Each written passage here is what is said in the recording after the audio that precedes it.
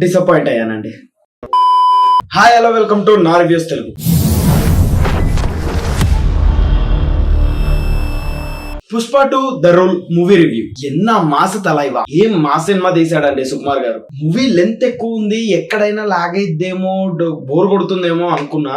నాకైతే ఎక్కడ బోర్ కొట్టలేదు సినిమా. మూవీ టైటిల్స్ నుంచే మెయిన్ స్టోరీ స్టార్ట్ చేసేస్తాడు అండ్ ఎండ్ టైటిల్స్ ఫినిష్ అయ్యేంత వరకు మూవీ ఉంటుంది. ఎందుకంటే అంత పెద్ద సినిమా కదా, తప్పదు. ఓపెనింగ్ సీన్ పుష్పరాజ్ ఎంట్రీ ఉంటుందండి, బా. ఆ తర్వాత బన్వర్ సింగ్ షెకావత్ ఎంట్రీ ఉంటుంది, అబ్బా. ఆ తర్వాత పుష్పరాజ్ శ్రీవల్లి సీన్స్ ఉంటాయి, అబ్బో.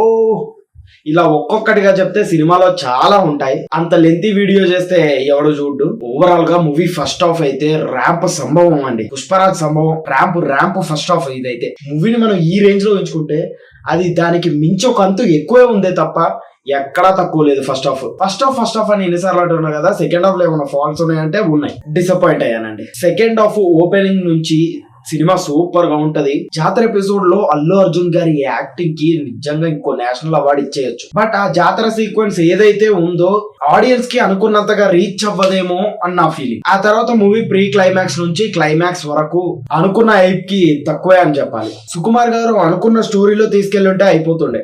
బట్ ఇందులో ఇంకో స్టోరీ కలిపేసి ఎక్స్టెండ్ చేశారన్న ఫీల్ నాకు వచ్చింది. అది అవసరం లేదేమో అని నా ఫీలింగ్, బట్ పెట్టారు. అందుకే కొంచెం డిసప్పాయింట్ అయ్యాను. అండ్ యాక్టర్స్ పర్ఫార్మెన్స్ విషయానికి వస్తే అల్లు అర్జున్ గారు ఇంకేం చెప్పాలి. ఒక్క జాతర సీక్వెన్స్ కే నేషనల్ అవార్డు ఇచ్చేయచ్చు అంటే ఇంకా బిగినింగ్ నుంచి ఎండింగ్ వరకు మూవీలో ఎన్ని అవార్డులు అంటే అన్ని అవార్డులు ఇచ్చేయచ్చు అండి మీ యాక్టింగ్ కి. రష్మిక గారు, మీరు శ్రీవల్లి, పుష్పరాజు నిజంగా వీళ్ళు రియల్ వైఫ్ అండ్ హస్బెండ్ అన్నట్టు ఇద్దరు కాంబినేషన్ లో సీన్స్ అద్దరు కొట్టేశారు. శ్రీవల్లి గారి క్యారెక్టర్ సూపర్ గా చేశారు రష్మిక గారు. బన్వర్ సింగ్ షెకావత్ పార్ట్ 1 లో బన్వర్ సింగ్ షెకావత్ క్యారెక్టర్ ఎంట్రీ ఇచ్చినంత రేంజ్ లో పార్ట్ 2 లో లేదండి. మెయిన్ గా నేను డిసప్పాయింట్ అయింది దానికే. చాలా క్యాజువల్ గా తీసుకొచ్చారు, చాలా క్యాజువల్ గా.